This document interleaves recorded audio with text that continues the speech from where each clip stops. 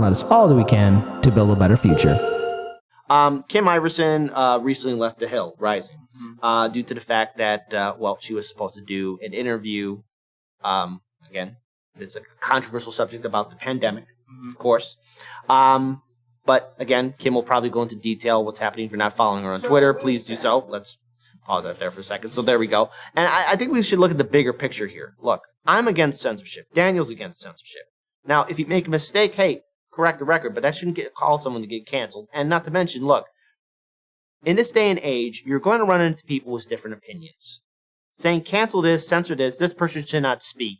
It's only going to open up even more trouble for everyone.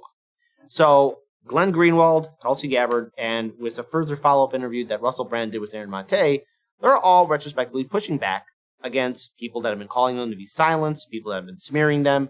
And Glenn Greenwald and Tulsi Gabbard were on Tucker Carlson's show, so I want to play this video. Now look, I know a lot of people have problems with everyone, including Tucker Carlson, but at the end of the day, what does censorship solve? Especially when you have groups or countries or organizations calling for them. It calls for everyone to get censored. And I don't like it. Daniel, before we get started. Yeah, I was just thinking about this before we started. Free press is such an interesting term and a thought in America today that we call on so much. But even if we had the ability to not get censored, it's important that we also recognize that 92% of all media in America is owned by 5 companies. And so even if we were allowed to speak freely and the algorithmic system was not stacked in the way that it was, and we know that how it used to look like when that was happening, even if all of that had not changed, the people that make decisions in this world are generally speaking above 60 years old, and generally speaking do not watch the internet. I know we have a lot of people in here that buck that trend, but my point is still that we know that many of the deadlines in climate, in abuse and freedom, all that stuff, like a lot of that stuff is like ballparked into like 2030, 2035 as like a cutoff point. That would be an issue if we weren't right here. It's always going to be something, and we're always going to fight it. But if it wasn't us right now dealing with censorship through private corporations acting on behalf of a government, something like what Kim's dealing with as well, we would still be in a position where power is concentrated, and that by the time that we assert ourselves as a reasonable voice compared to these other crazy voices that we're going to be talking about today, it may already be too late. Yeah. I also want to add in too, look, no entity, no activist group, no corporation, and no country should tell a free press or democracy in that matter on who should speak on issues and who should not. Because again, it's just going to lead down a very dark path that none of us will be able to walk out of. Let's play this first clip of Tucker Carlson talking to Glenn Greenwald, where Ukraine put him, Senator Rand Paul, and former Representative Tulsi Gabbard on a blacklist. Let's play it. We, being the Biden administration, we have sent billions to Ukraine to protect their borders, even as we have opened our own to the world. Why are we doing this exactly? Well, as Joe Biden has told us repeatedly, doing his Winston Churchill imitation, we're doing it to protect democracy. But of course, the irony here is Ukraine is not a democracy in any recognizable sense. The Ukrainian government has banned media outlets that are hostile to it. They've also shut down opposition parties. They arrested the main opposition leader. That's a democracy? So because we allowed that to happen, in fact, we funded it all, now the Ukrainian government has decided that they can impose censorship in our country. The Ukrainian government has issued a blacklist of so-called Russian propagandists, Americans. That list includes Senator Rand Paul of Kentucky, Tulsi Gabbard, who's serving in the U.S. military, and Glenn Greenwald, among many others. So we thought we'd speak to a couple of them. Starting off tonight, Glenn Greenwald. He's an independent journalist. His work is on Substack, among other places. Glenn, thanks so much for coming on. So you're being blacklisted by the Ukrainian government, which is a beacon of democracy. Tell us how this works. Yeah, I mean, I thought President Zelensky had a war to run. Apparently, he has a lot of time to watch the Morning Joe show on MSNBC, where they sit around for hours accusing everybody they want to discredit of being a Kremlin agent and teaching American liberals how to do the same. You know, it's easy to mock, but it's actually quite outrageous, Tucker. The Ukrainians have a conflict with this neighboring country in Russia. They're totally free to pursue whatever war policies they want. They can fight Russia for the next 10 years if they choose. But that's not what they're doing. They're begging and, in a sense, demanding that other countries, including my own, the United States, provide them with a seemingly endless supply of weapons and money, which means we not only have the right but the obligation to debate that and ask whether that's in the interest of the American people to do. And so for Zelensky to essentially try and export the repression he's imposed in his own country here to the United States by shutting down debate. I just want to make this point. This is sort of exactly what he's saying, but just a slightly different take on it. You notice how no one talks about Yemen? There's still a war in Yemen. No one cares. No one talks about it. Because, well, if you talk about it, what are you really saying? Hey, the Saudis really don't like this really poor country, and so they're just bombing civilians all the time, and the U.S. is assisting it. It's not a really good thing to talk about. You can talk about all the wars, the secret wars that are happening in Africa, and the fact that we're, constantly losing ground there because, again, like, China especially is like, hey, we're not going to fight you with guns. We're just going to win economically, and that's how we're going to do things. And so we're losing there, and, we're trying to fight some group that we don't want somewhere else on behalf of some other group that's giving us tin at a good price somewhere.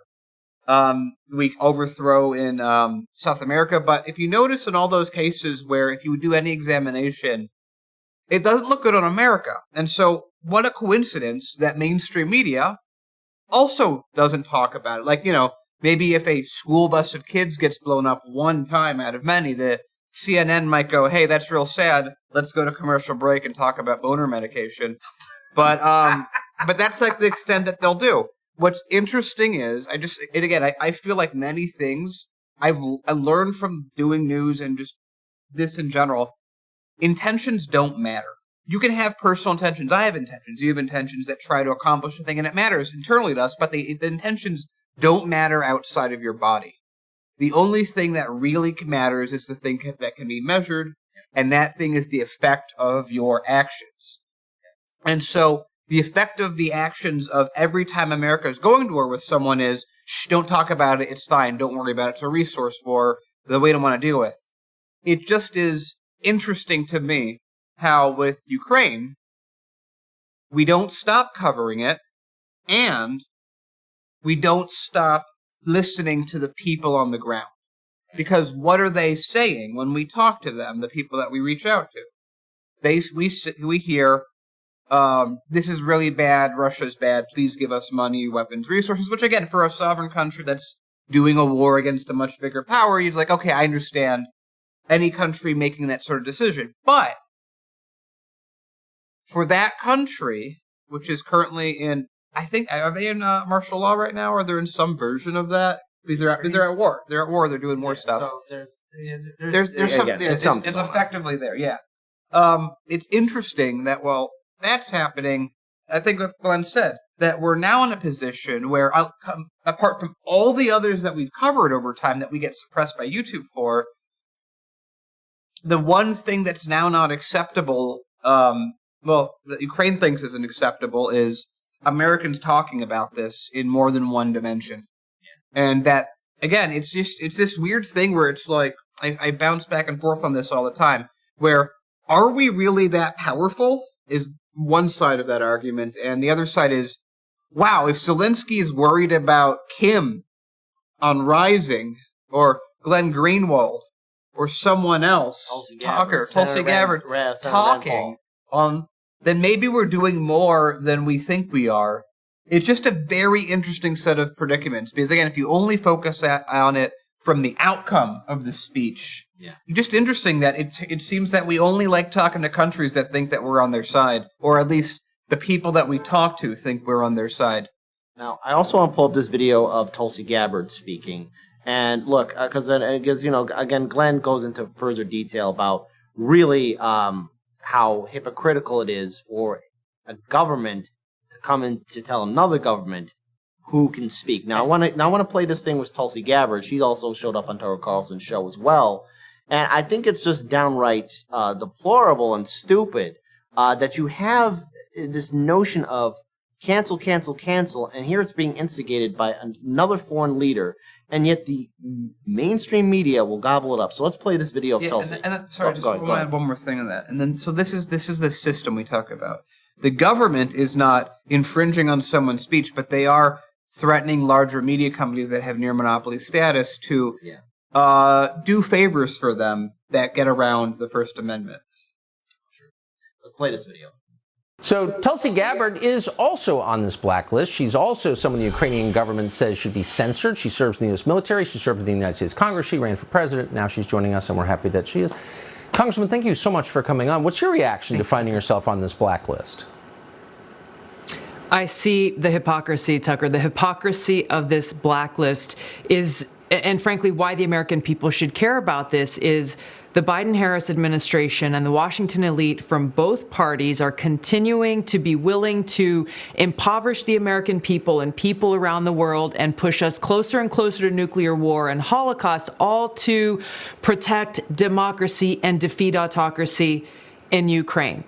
And all of this is happening as the Ukrainian president is frankly exposing that there is no democracy in Ukraine. You mentioned a few examples of some of the things that he's doing in silencing any dissenting voices, imprisoning political opponents, banning all political activity from the 11 opposition parties, frankly taking control of all national media under his unified information policy. And now he's turning his sights on Americans, not only myself and others you've mentioned, but a sitting U.S. senator. The danger of this, again, goes to the cost that our leaders are willing to exact as they continue this facade of a push for so-called democracy and defeat autocracy. The whole thing is so hypocritical, and we need to hold our leaders accountable for it. Yeah, all right. So here's a couple of takeaways from this, and I want you to speak, then Daniel, on this part. Look. This war that's happening in Ukraine, I wish it wasn't happening. But I also wish the wars in Yemen, Libya, Syria, the apartheid tactics that are being done to the Palestinians by the Israeli government, I wish that those things weren't happening either. I do, look, and the thing is, with all these conflicts, it isn't a Saturday morning cartoon of the good guys on this side, and oh, here's the Legion of Doom on the other side where all the bad guys are hanging out at. No, the world is a shade of gray. And you do need to find that balance. You have to see things from all perspectives and all points of view. Now, we're all not going to get along. And we're all not going to share the same opinions. But that's life. Guess what? That's going to continue on long after we're all dead and Harlan's media might be a memory. But guess what? That's just how things are. But when you have a system, a government, and a media that's in a super fast rush to dictate certain talking points and then assume to all of you, the audience, that you're too stupid to figure it out. That's not how a republic or a free media should work. But yet, this is the path that our leaders, who are above the age of 60, dare I say it, they're in their late 70s, early 80s, going into their 90s, and they're dictating policies to us. These people have no new ideas, and the corporate media is happily playing along with it. Daniel. You know, it'd be really funny. I mean, just think about this conceptually. Yeah. If we all of a sudden had $100 billion, all of a sudden everything we said would be changed. That's, well, yeah. All of a sudden, if we started talking about it, everyone else would. It's again, it's like everything that is happening is like a physics problem. Mm-hmm. You have, no one cares about small countries that we invade unless we have a propaganda message, unless we can reignite the Red Scare. And we don't really care because this is just how countries act historically in a war setup of any kind, which the U.S. has been in basically continuously since its inception is, hey, you know those laws that we have that protect freedoms and stuff? Well, they're conditional on us not being at war. So it's real easy to do this when America's always at war with someone else. Because if we got to a point where we actually had to look internally and look at the country, our priorities just might be a little bit different, but we're an empire in war setting, and this is how empires in war setting act. And just like how Israel can say, I don't like that Palestinian group in Florida, Facebook, cut it off, or we're going to leverage our population. And Facebook's like, okay, I like money. Mm-hmm. This is the system that we are trying to deal with and break. Now, I want to pull up this final video.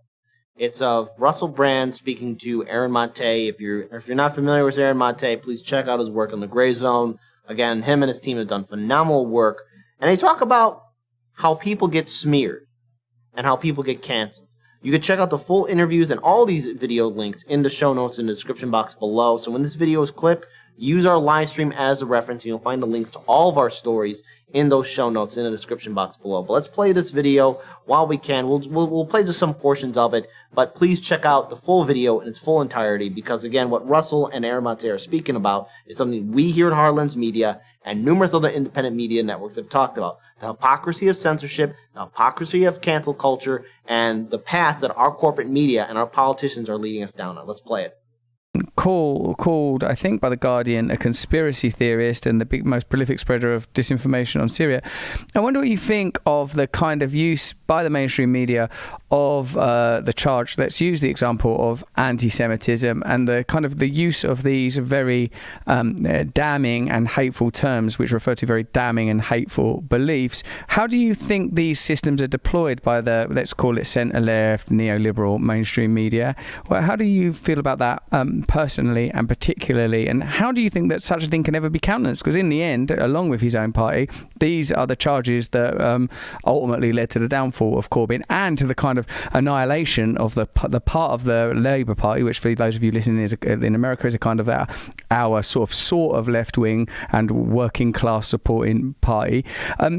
How can they ever be countenanced or challenge these kind of views in this kind of culture where this misinformation, disinformation, censorship mentality is increasingly taking hold? The aim of these insults, anti-Semitism, conspiracy theorists, when they're false, I mean, some people are anti-Semitic and they deserve to be called anti-Semitic.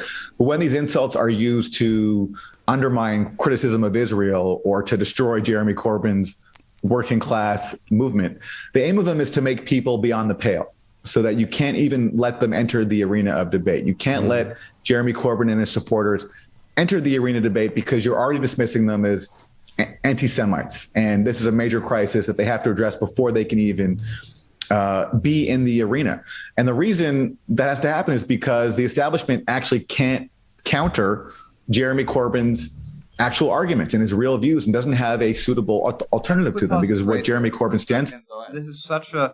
Again, it's like I feel like one day, maybe in the future, I'll be able to articulate as well as a lot of the people we see and we cover. But I think that it's such a enormous point. This, again, is why we've talked before that we are not in favor of cancel culture. It's the same exact idea, just plays out slightly differently.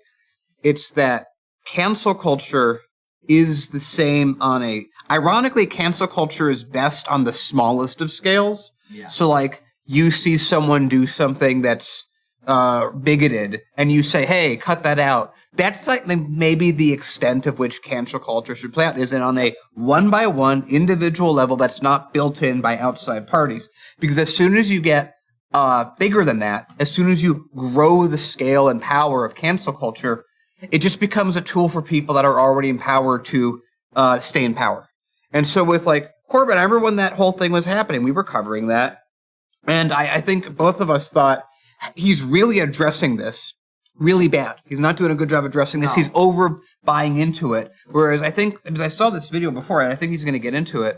I'll jump into it in a second. But it's he says something like, he should have just said, this is a scam and a ploy that's used to try and stop economic. And he talks about it later. I'm just saying it right now. But he didn't. He bought into the legitimacy of it. And that's, again, what the problem with cancel culture is. It's a game of power, and like money, you can think of cancel culture actually a lot like money. The more of it to really, if an individual, if you're on Twitter, you have a Twitter page that specializes in canceling people, sure, you can ruin a few people's lives. But the people who ruin thousands of lives are the people who already have the power to ruin thousands of lives. And so it goes even to our previous story. Ukraine can say these things and tell the U.S. these things because of the political position Ukraine's in and the way that the U.S. has intervened themselves and the way that we don't like Russia. So it's power acting on power. And so when Corbyn or anyone else is being attacked in this way, it's just money. It's just like how 90% the people that have the most money in an election win 90% of the time. It's the exact same concept structurally from a physics perspective. And anyone who thinks that it's a real movement that's helping people doesn't understand what real movements that helping people are. And they help maintain and legitimize this process. Because if you can be strong enough and have enough media outlets blanketly say, you're an anti-Semite, if you conditioned enough people to believe that, and the people that you condition are the people that are actually making the decisions, it doesn't matter whether you're truthful or not. And you know that if you're a propagandist or the truth is irrelevant. It's, can I get the right amount of people to believe it to perpetuate what I'm doing? Exactly. And look, the thing is, when you have people buy into this logic of, oh, this person needs to be canceled because, oh, it's been said so many times, I'm going to say this on right here for everyone so that it's very clear.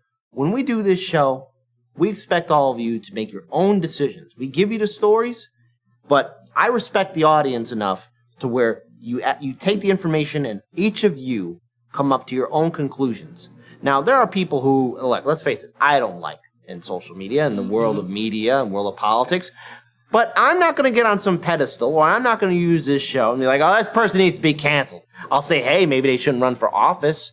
Maybe they should be kicked out of office, that kind of thing. You know what we do even on top of that to make your point even more? We just tell people what happened. Exactly. And it's like, we might add in like, hey, we'd like this to happen. But I think both of us know that when we're right, we don't need to convince people. We just need to explain what happened. Exactly. And one other thing here, too. This is how the media views every single person in America. They cannot grasp this concept that all of you can at least figure things out on your own. They have no respect for you. They think that you're too stupid to make a decision for yourself. So let's play the rest of the video with Aaron Mate speaking to Russell Brand. I think it's important because there's a little bit more things that Aaron speaks about. I think speaks to people. It speaks to people's material needs. And so to undermine that, you have to come up with ways to delegitimize them. And that's where I think this anti-Semitism allegation, this claim that there was a huge crisis inside the Labor Party of anti-Semitism, it was done to delegitimize Corbyn and make it so that he was just beyond the pale. The answer to it, look, this is where I criticize Corbyn. I think Corbyn catered to it too much. Now, I think he's in a really, really tough position, and I really admire everything he accomplished. And maybe it's easier for me to say because I'm Jewish, and so these sort of insults don't land with me. I can see through them. I've seen them my entire life with people trying to silence criticism of the Israeli occupation of Palestine. But I think Jeremy Corbyn should have called this out as a scam. Instead, I think he tolerated it, and he catered to it, and he sort of gave it weight that it didn't deserve. And let's pause it here. Because, again, you could check out the full interview in its full entirety in the show notes and description box below. If you're not subscribed to Russell Brand's YouTube channel, hey, be sure to check it out. He has a lot of great interviews on his show. But that's the thing. And we should, when you hear the phrase of Russiagate or Assad apologist or Putin puppet or anything else you're seeing constantly getting parroted on corporate media, look at it as a scam. Now, the media and our two-party system, both Democratic and Republican lawmakers, not voters, I'm talking about the politicians, have successfully trained a lot of Americans to be obedient animals, to speak out the words that television, radio, the internet is saying to them. And what we're saying here at Hard Lens Media, as an independent media network, is break away from it. Think for yourself. And to our viewing audience, if you know anyone that's still hypnotized by Democratic or Republican or corporate media talking points, politely, kindly wake them up to it. It will be an uphill fight because, again, the establishment has done a phenomenal job in training people to be obedient puppets, to be obedient slaves. And when you have corporations, countries making a list of who can speak and who cannot speak, know this. If we continue down that road, you could be on that list too. And I don't think anyone, no matter what your ideology is, wants that to happen. Daniel. And I think it's also not just the threat of being on a list that action can happen from. I think it's that they don't necessarily, like America, here's like a difference maybe between maybe some between countries is like, do you go after the small scale people that are doing a YouTube channel of like personally, like not like what we're doing, but smaller, like make that like say something against the state somewhere on social, make a Twitter post that's like, oh, I don't like the king or something like that. Or are you the type of country that finds the points of people intersecting with each other and breaks apart that complexity? Because you're in one of those two countries. The U.S. doesn't shut down hard lens media directly. What they do is they make it so we can't grow. They make it so that channels that are friendly to them are able to grow. And they make it so that we're very hard to find if you don't know that we already exist. And if you do all those things on top of all the making it hard to do, it makes it especially hard for people to stumble upon these ideas. So they're just making a system where they don't need to capture 100%. They just have to capture 60%. And as long as they can do that, it's not a real threat to them. And that's what we got to fight against.